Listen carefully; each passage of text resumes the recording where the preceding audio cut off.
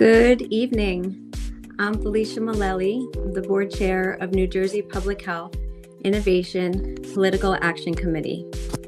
Whether you are tuning in with us for the first time or you're a returning viewer, welcome. I'm excited to guide you through this important conversation tonight. The PAC Chat was created to provide a platform for New Jersey voters to meet vetted and qualified candidates, as well as health freedom advocates, with the hopes that their voices and ours create a ripple effect of impact in protecting health freedom, upholding parental rights, and promoting informed consent, along with our uniquely individual health rights. Our ultimate goal is to enhance the quality, transparency, and mechanisms that delivers the highest standards of health for you and your families, and consequently, rid the state of any lawmaker who does not align with that goal. Public health cannot be a one-size-fits-all approach. It is a collective outcome of the personal health of every individual, every man, every woman, and every child in our community. When our elected officials prioritize and respect the health of each of us, they foster a community of health for all of us. I would have to assume that many of you that are tuning in tonight, it's because you face a pressing concern. The alarming rate of our government, both at the state and national levels, is encroaching on our health sovereignty, both individually and collectively. Lawmakers, governor bureaucrats, and corporate elites have been relentless in their pursuit of policies that threaten our autonomy and impact the very state of our health. As New Jersey residents, it is imperative that we recognize these challenges and address them together. In particular, the erosion of parental rights in New Jersey and beyond has left countless families feeling vulnerable and marginalized. These aren't just abstract issues. They are realities that profoundly affect our lives and the well-being of our loved ones. We must also acknowledge that the current landscape can feel overwhelming. The trauma stemming from our fight for the religious exemption, compounded by the COVID-19 pandemic and its aftermath, has left many of us fatigued and disempowered. The inconvenient truth of living in this beautiful garden state is that amongst the challenges posed by Murphy's Law and a legislative body often swayed by lobbying and corporate interests, we must remain vigilant. These issues do not exist in a vacuum. They impact our daily lives and the lives of those we care most about. But here's the good news. In response to these persistent and aggressive tactics, we continue to take a stand. As many of you may remember, NJ5PAC emerged in 2020 from one of the most significant health freedom triumphs our state has ever seen. And its momentum continues to blaze a trail forward, empowered by our righteous cause.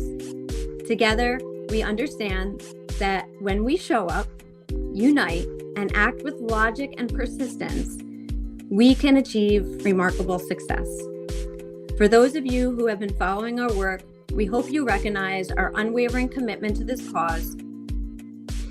NJ5PAC strives to empower you, our community, by keeping you informed about the latest threats and successes in the fight for freedom, both statewide and nationwide.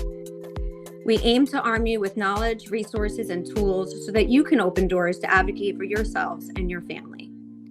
Together, we can work to steer our state back on track, ensuring that our voices are not only heard, but respected. So let us stand united in this vital mission, advocating for our rights and ensuring that health sovereignty remains a fundamental aspect of our lives.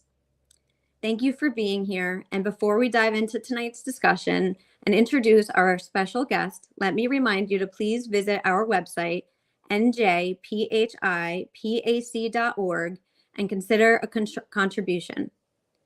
100% of our contribution goes to meeting with candidates and electioneering in key strategic elections. So, and now, without further ado, I would like to introduce to you the Republican congressional candidate for the 11th District of New Jersey, Joseph Belnome.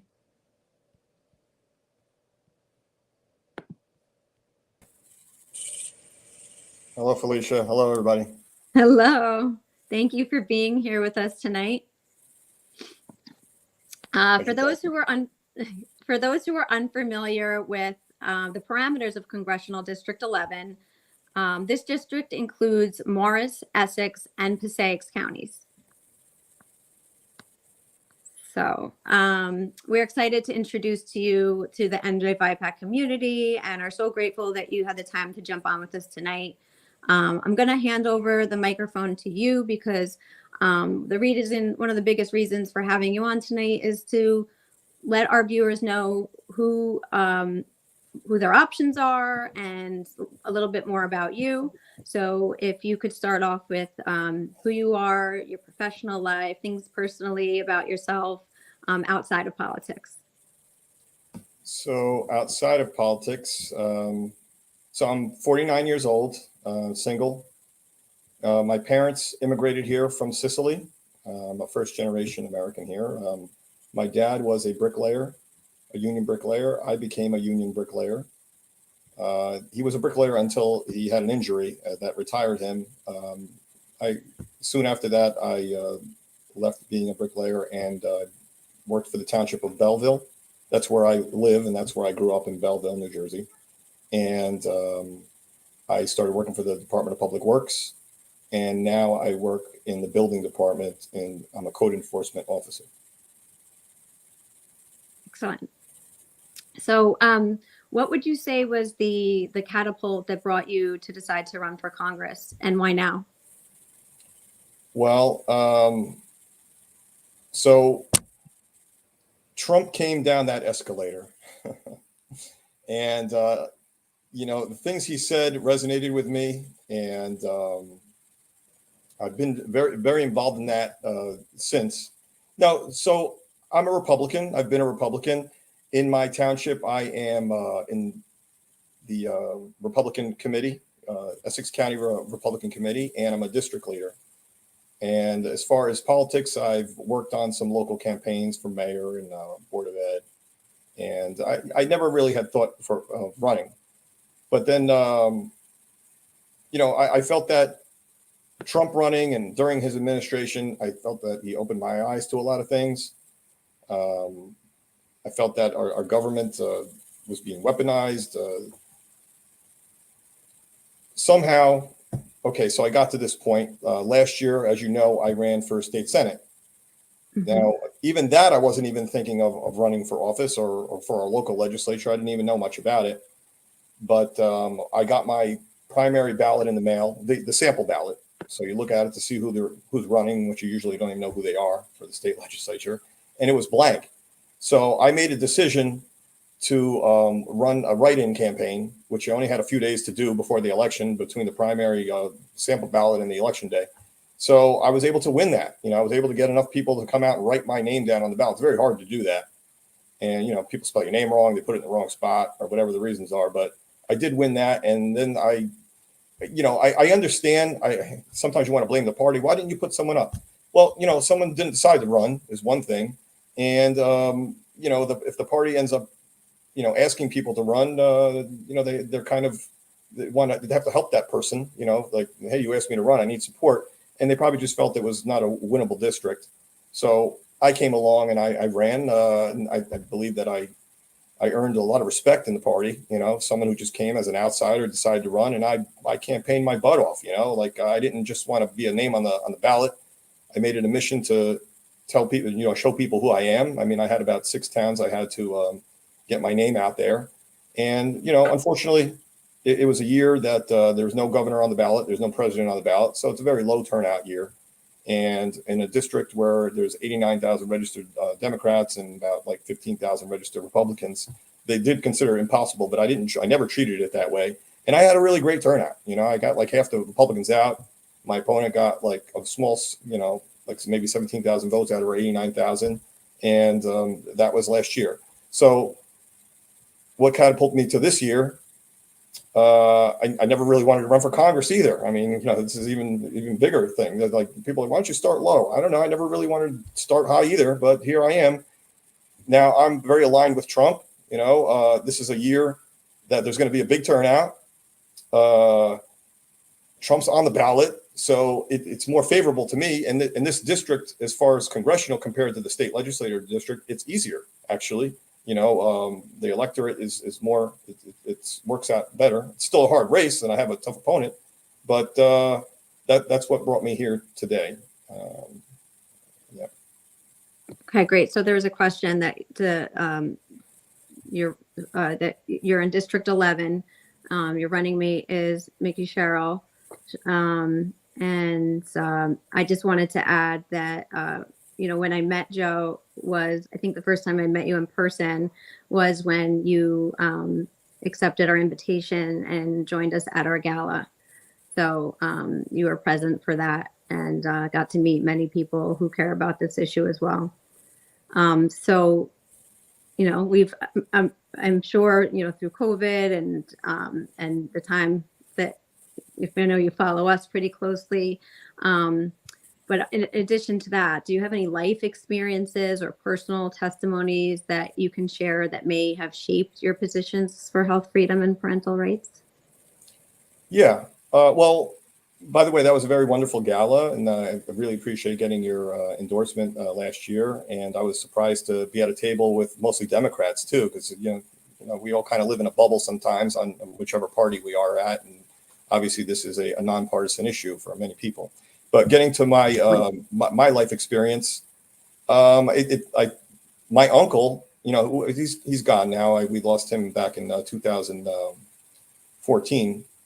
He had cancer, and I was looking for ways. I was doing my own research. If someone in your family gets sick, we're not doctors, right? We start doing research on how we can help them or where we can get treatments for them. I learned more about medical marijuana.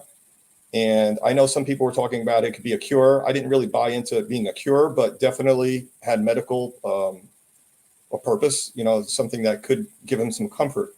And I experienced firsthand, the difficulties in New Jersey, as opposed to maybe some other states it was to get the marijuana. And at the time, you had to become a healthcare giver, a provider, whatever, for the person that you want to help. It's usually a family member. So I had to go through the steps. You have to find a certain type of doctor, and you have to go a certain amount of times. And then eventually they give you a card that says you're able to buy the marijuana at a dispensary, which you're going to have, like, I think 2 in the state at the time. And finally I was able to buy him some, and I tried creating an oil, like an oil based of it, and that didn't really work for him, and he didn't like it, and I couldn't force him to take anything, obviously. He was willing to try things to give him some comfort. And then I never smoked marijuana, I never smoked cigarettes, but I had a friend roll a joint for him, and he used that, and it helped. It was definitely helpful. It gave him some comfort. He was able to have a little bit of an appetite. He was able to sleep, and it was something that it worked. So that was my experience with that. So you're showing an example of regulatory captures and practices that you had to go through to have access to an alternative method. Yeah. Good. So I also wanted to ask, sorry guys, I'm having issues with my computer, so my hands are going to be in the screen. So the people watching, many of whom are advocates who stay very close to health freedom in the state and almost daily see threats on our state and a global level. So there's threats of new exploding viruses, tightening of pandemic preparedness tactics. How do you view the government's role in personal health decisions? What limits do you believe should be placed on a government intervention in health matters? Well, I think that people can make their own health decisions based on, so the government their role should be to provide clear information and access to healthcare. Now, they should not be mandating an experimental vaccine or force you to wear a mask or shut down, do a shutdown of the country. What we've experienced during the pandemic, when the government is given that type of control, they abuse it and we lose our freedoms. So, and let me add to that, I don't think that a global entity like the World Health Organization should ever dictate any laws that we have in our country as well. Fair enough. As I know that you're aware, New Jersey Bill A1884, sponsored by Assemblyman Herb Conaway, who's also running for Congress in the 3rd District, establishes the act of disseminating misinformation as professional misconduct for healthcare professionals.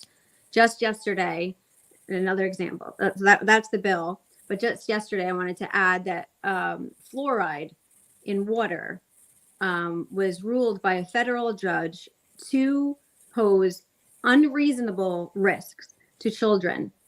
But for so long, that claim had been denied. So I'm just throwing that in as an example of how, there's so many examples between, smoking, lobotomies, you can go on. And there's so many other facets to that particular bill. But it is our belief and will that doctors should be able to grow in their transparency, not get quieter, but louder, giving true informed consent. So do you back this notion that healthcare professionals have the duty to give true informed consent about their treatment options and associated risks, even if that goes outside of the mainstream consensus? Well, yes, short answer, yes. And even with that example, the word that stuck out to me when you said all of that was misinformation, the consensus as another word. What we've found out today, what's misinformation today is tomorrow's truth, and who's deciding what the consensus is? Is it the pharmaceutical company, or the people that they're paying off to decide what a consensus is? Doctors should be loud. They should be providing patients with the information and the risk factors on things that they've learned on the job. I know a doctor, they graduate medical school, but the learning doesn't stop there. Once they're on the job, now they're treating people. What can work for one person might not work for another person. This is, if they want to go by that standard and there's a certain protocol that the government's trying to push, if you give a medicine or a vaccine or something to one patient, they die. The next patient comes in and says, well, this killed that guy, but this is what they're calling for. No, we don't want to live in a society like that. And that's kind of like where we're headed. So, yeah. So the answer is I do back that notion. For sure. This, that issue, censorship, silencing, we've seen it in so many other areas in New Jersey law and in across the nation and world. So this is just, strong-holding the medical professionals. And it actually got some clarity that the healthcare professionals, the term healthcare professionals, not just doctors, not just nurses, chiropractors, therapists, like you name it, it's the full gamut. So, if anyone, everyone watching, just please stay connected to us for the next steps on what to do. And, there's the call to actions on all of our social media. And if you're receiving our emails, you should have gotten that as well. But reach out to us if you're looking for answers on what to do to help stop that bill. And so in light of the fact that 74% of our nation's children are ailed with at least one form of chronic illness and a current medical establishment that is failing them, how do you view access? We kind of talked about this, but how do you view access to alternative and complementary health treatments. Would you support legislation that allows patients to have access and medical freedom to explore those options? Yeah, I would support federal legislation for that, sure. And that does, like when you say we talked about that, like maybe with my uncle, Yeah. and that reminds me of right to try. That's something that Trump has pushed forward, and it's something that any parents here that they have children and they've done their own research, like I did with my uncle. You look into those things, and you want to have a doctor that's open to do those things and give you the information, the facts that you need, and the risk factors. And so, yeah, I would support legislation for that. Sure. It's not a typical direction that we in the PAC have had the opportunity to kind of cross, but it is, the right to have informed consent, know what your options are. The way that the health system is set up right now, we don't, medical, there's not integrative is coming, you see it more prevalent, but most are pretty separate between your alternative and your functional, and then your mainstream doctors. So, but with the Trump administration possibilities and what he's planning and agreeing to with Robert F. Kennedy and the big push they have to save our children and improve our health, I think it's something that was worth discussing. Okay, so another bill that we helped leverage a call to action to recently would make way for federally qualified school-based healthcare centers in the schools. This bill is happening. We're seeing it happen in other states. So there's like this federal push for that. So I think that it's appropriate to bring it up with you. And they're federally qualified clinics that would be implemented. And this is far from comforting to many New Jersey families. As we know, the federal government has a poor track record in establishing health care when $4.5 trillion a year is spent for what I would more accurately describe as sick care. Parents view school-based health clinics as a place where medical suggestions and persecutions could be made, which is yet another attempt to put a wedge between the parent and the child. What are your thoughts on that bill and that objective? Well, I mean, it's kind of like my state Senate run last year. I mean, one of my biggest campaign focuses was parental rights, and I was a big supporter of parental rights. When you have these individuals in the schools, or if they want to make one of these health-based or some type of anyone who's trying to influence your children without a parental consent, because they're saying that maybe this is like that other question.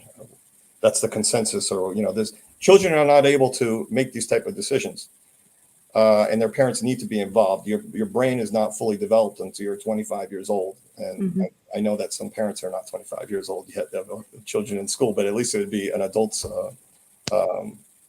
decision, over their child, and that might come in the form of vaccines, but also something that we're seeing. It's like a social contagion of this trans movement. Now, what's happening across the country is, years ago, what would be considered a tomboy, a girl that's a tomboy, these days, a medical professional or other students that are going through some type of transition might convince that girl, no, you're a boy in a girl's body. That's why you like to play sports or whatever, that's why you like to dress a certain way.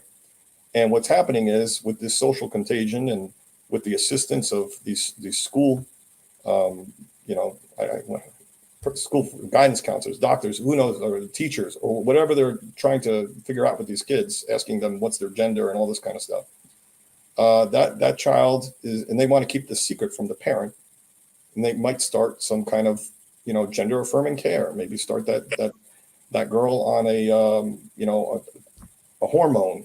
Yeah, I think that, just to interrupt, because I'm seeing a question in here. I think that in order to do that, you would have, if the child was under 18, you would have to get parental consent before administering anything. That it is in the law. But I think that the concern really is that the suggestions and persuasions of a student going into that clinic, and then also, when it comes to the like pandemic, is like, imagine if all New Jersey schools had a school-based healthcare clinic 3 years ago, and the rush to get everybody vaccinated, the access. How many children today would have been vaccinated with the COVID vaccine? Just about all of them. Yeah, when we know, Because, like you had a media saying it was 90-something% effective, and if you get it, you won't get COVID. So why wouldn't you get it? It's perfectly safe. But whoever was saying that that's not allowed, we're headed there. Is it allowed in California? Can they do that in California and not get the parents' consent? Because that's where we're headed. So we don't want to get that far. So that's something that I would be against, and that's and that's another point. So we're seeing the erosion of the age, like the ages are dropping for consent. There was a bill that has not moved, put up by assemblymen a couple of years back to lower the age of consent for vaccinations to 14. And there's the mental health bill, that there's another mental health bill now, but there was one to lower the age from, I think, 16 to 14. So there is an erosion happening with the parental rights, and a barrier that just keeps getting thicker. Absolutely. And 14, your mind's not fully developed to make those type of decisions, yes. Life-altering decisions. So with that erosion, they're going to keep making it younger, and the pharmaceutical company is going to like that too, because they're going to sell more vaccines. So they won't more profit. It's all about the profit. Yeah. Absolutely. And it's scary because in all respects, I say this all the time, I have a thimerosal allergy. So thimerosal, mercury, I don't know if it came on later in life, but more recently I found out. But let's say one of my children had it, there would be no indication that they did. And up until now, let's say, and they go and think at 14, my mom doesn't know what I'm talking about. She's too involved in this. She, I want it. I'm going to go get it. And then they have a reaction to something, so there's plenty of my doctor was my mom's pediatrician. She was my pediatrician. She knew our ins and outs. And I just think that there's a detachment bringing in a clinic into the school. It's not like the school nurse giving you a Band-Aid, letting you lie down for a little while. It's a full clinic of assessments and anything else like that. And they're popping up in New Jersey. I just saw an article come through my phone right before this call. There's one in Newark. So it's something they're moving ahead with. But all right, let's move on. I want to give you the floor for a little bit of time to tell us about, it's a very pivotal election. November 5th, Tuesday, November 5th is the final date to vote, but there's early election, there's mail-in ballots, and, there's a lot of people that are concerned about the validity of the election. But from what everybody I've spoken to in the political realm, it's just about getting out to vote and flooding the polls and making it irrefutable. So, but I wanted to hear from you a little bit about your district, your campaigning, how's that going for you, and what's your pathway to victory? Well, my campaign focus is restoring government integrity and protecting constitutional rights. I'm running against a congresswoman who represents a Congress that's failed to secure our borders and responsible for the biggest inflationary spending in our country's history. Now, my biggest challenge, I would say, is her position and her financial backing. But with me, with my my name recognition in the district, running last year, my moniker of Jersey Joe, people know me that way, and with the endorsements of all 3 counties of the district, with the now pair that with my huge primary win, I won with 87% of the votes in a 3-man race. It was the highest margin in the state in a contested race, Democrat or Republican. And now having Donald Trump on the top of the ballot and being aligned with Trump, I'm optimistic. Then you pair that also with frustrations that are in the certain communities. People can't afford things, way foreign affairs are being dealt with around the world. There's opportunity there. And for my opponent, I feel that there is definitely vulnerabilities. Excellent. Well, thank you for sharing all of that. And we would like to give you our viewers give our viewers a sense of what you stand for and what you will advocate for as a representative. What are some of the reasons people are coming out for you, Joe?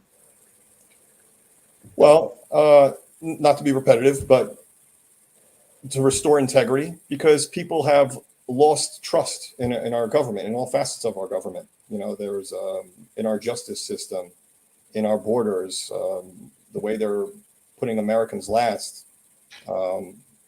I support, law and order. I want to make America energy independent. I want to reduce inflation. I want to cut taxes. And, how about no tax on tips, no tax on Social Security, no tax on overtime? Those are all winning messages. And that's the type of things I stand for, freedom. And that's the answer. Great. So let's move on to some quick fire questions. It's a great way for our community and yours to get to know you a little bit more. I'm just going to pick a couple here. What was your first paying job? I worked at a pizzeria washing dishes. It's called the Ray's Classic Pizza in Belleville for $3 an hour. And then I quit, and then they said, come back, we'll give you $4 an hour. So then I came back for a little while, and then I quit that again. That's awesome. I couldn't be stuck back in that kitchen washing dishes. I know where you live, and I know they have some great restaurants. So this is going to be really tough. And you just gave a shout out to Ray's Pizza. But what would you say your current favorite restaurant in district? So it could be maybe outside of where you live. Oh, right. Yeah, probably my favorite's outside. But Ray's Classic Pizza doesn't exist anymore. Okay. That was where that was. There is different Ray's Pizza. I would have to say the Belmont Tavern, and it's in my town.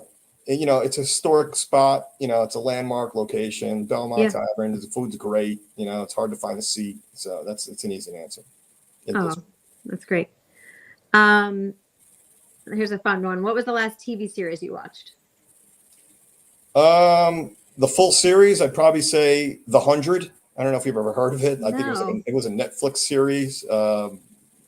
Not to really dive too much into it, but it's in outer space. It's like a sci-fi thing where people are living on a space station because Earth became inhabitable from some kind of nuclear explosions. But then they ended up sending 100 of their children down to see if it was safe again, and it just evolved from there. And it was just so many life and death situations, and it was very unexpected, and it really kept my interest until the end of it. So it's a little sci-fi, little sci-fi, a little dystopian, a little possible ability there.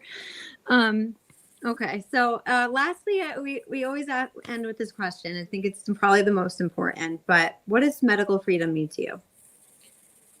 Oh, I feel like I even answered that already, probably. But in summary, yeah, sure. I mean, it's in the name, freedom. It's the freedom to have the information you need to make informed decisions on your health. It's the freedom of your doctor to give you that information, and without the risk of being accused of medical malpractice.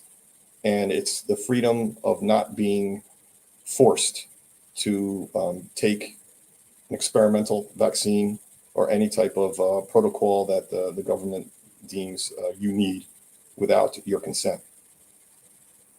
Excellent. Well, again, the reason why we do this platform is to create a ripple effect, an echo of these messages, and from your mouth to God's ears to everywhere.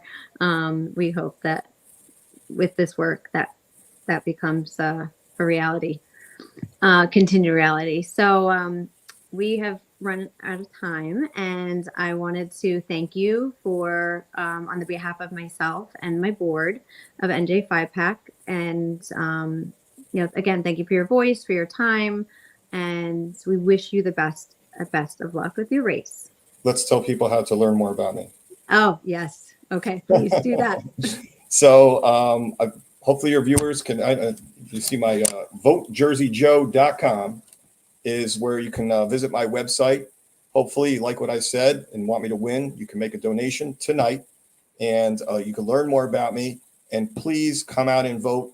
Vote early is what I'll suggest. And bring 10 friends with you to go vote, and just pester them to make sure they voted, because every vote counts. Don't think that just because we're worried about our election integrity that it won't count. We need to flood the polls. We need to make it too big to rig, and we need to make America great again. Thank you for getting that in. Yeah. Well, thank you to everybody for staying dialed in. It is not only advantageous, but imperative to have a strong representation in New Jersey and our country. Our future and our children's future depends on it. Please, once again, visit our website at njphipac.org and consider a contribution. 100% of our contributions goes to meetings and elevating candidates and incumbents for the greater good of health freedom for our families and loved ones and yours. See you next time, and the PAC chat. Thank you.